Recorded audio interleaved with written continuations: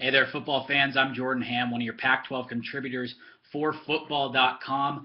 I'm going to go through each and every Pac-12 team and tell you which player will be missed the most this upcoming year.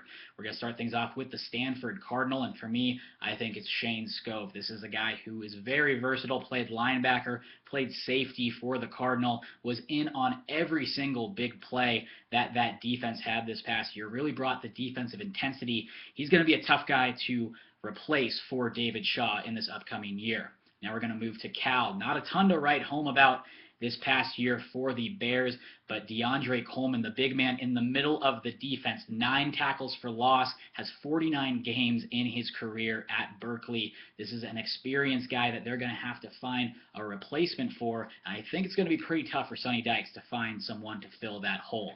Now over to Oregon. Marcus Mariota is returning, but his number one target isn't Josh Huff. This guy had 12 touchdowns last year, really emerged as the number one target for Mariota, had some really big plays there for the Ducks this past year.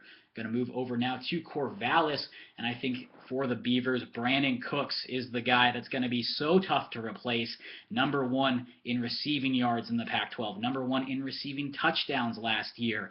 It seemed like every time he touched the ball, he could have gone for 6. He's going to be a dynamic playmaker Mike Riley has to find a replacement for. Now we're going to move to Washington, and for me, it's Bishop Sankey, the big-time running back, 144 yards per game, 20 touchdowns on the year, really made a ton of plays all over the place.